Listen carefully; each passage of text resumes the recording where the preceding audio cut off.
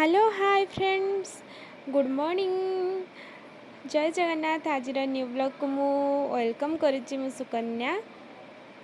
आज ब्लॉग रे किछि स्पेशल अच्छी कारण आज जेहेतु संडे आम घरे मटन हेची तो चलतु देखा मटन प्रोसीजर आम घरे केमती कौन थिला।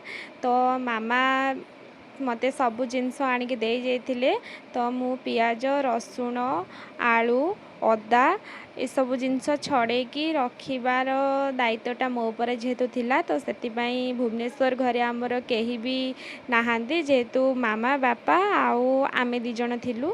तो आम घरे थिला बळे मोर ननद मते हेल्प कर दियंती कारण मते रसुण छड़ाया जम्मा भी भल लागेनी।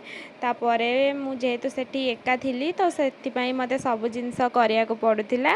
तो आपण माने देखंतु एबे मु धीरे धीरे सब जिनस छड़ा छड़ी कर सारा परे एबे मु आलू छड़ौची आलू को काटिकी गोटा गोटा करके रखिबार अच्छी। मामा को पचारि को सेप रे कटा हब आलू तो से मते जो इंस्ट्रक्शन देले से हिसाब रे मु आलू काटिकी रखी देइथिली। आउ एबे मु अदा लास्ट मोर अदा मोर छड़े सारा परे मोर काम कंप्लीट हो जिवो।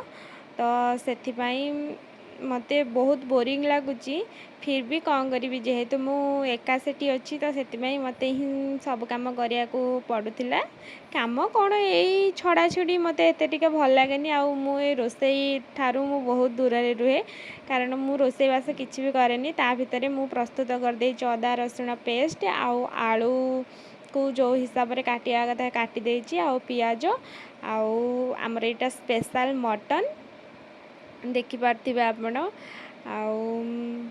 आउ किछि एडिशनल जिनस भी आसीथिला। तो सेथिपई तापई जहाँ जहाँ मसला भी दरकार सब किछि अरेंज है कि आमर रही गला। तो मामा आसिकी रोसई करिवे एबे तो मामा एबे कड़ारे तेल पके सालेनी आउ जेहे सी करि थांदे तापर को मते कहले भी टिके नारू रोसई करे बोली। तो सेतिपई मु रोसई करूची मते जहाँ जहाँ जेमती कहउचंती मु सेमती ही से हिसाब रे मु पकोची कारण मते रोसई बास किछि भी आसेनी कहया गले। जहाँ हॉस्टल लाइफ रे जेतिकी मोर दरकार मते सेतिकी ही खाली आसे आउ एते बड़ बड़ आइटम मु केबे भी बनेनी। आउ देखंतु मु केमती कोन बनाउची।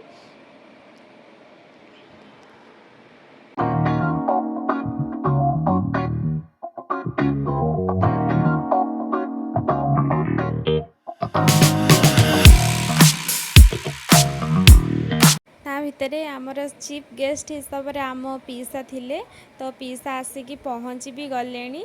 आउ देखि पारथिबे तापरे पुणी आम मो मामा पुणी रोसई को कंटिन्यू कले।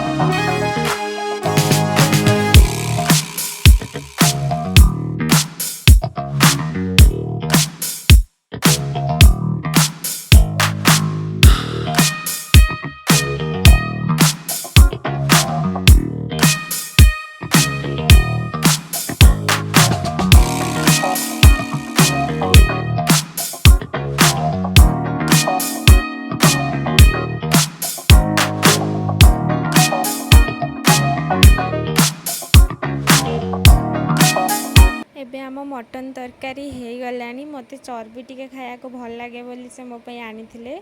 आउ देखि पारथिबे एडा आम फाइनली मटन तरकारी। Thank you for